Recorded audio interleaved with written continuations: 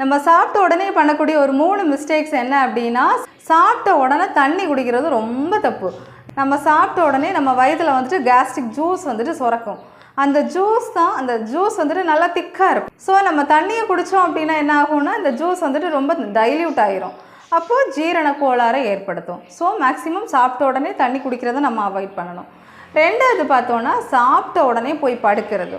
நம்ம சாப்பிட்ட உடனே போய் படுத்தோம் அப்படின்னா இதுவுமே ஜீரண கோளாறை ஏற்படுத்தும். 3வது பார்த்தோன்னா, இந்த ஸ்மோக்கர்ஸ், அடிக்கடி இந்த செயின் ஸ்மோக்கர்ஸ் பார்த்தீங்கன்னா சாப்பிட்ட உடனே ஸ்மோக் பண்ணால் தான் அவங்களுக்கு ஒரு கம்ஃபர்டபுளாக இருக்கும். ஸோ சாப்பிட்ட உடனே ஸ்மோக் பண்ணுறது வந்துட்டு 10 மடங்கு உடம்புக்கு கேடு அப்படின்னு ரிசர்ச் சொல்லுது.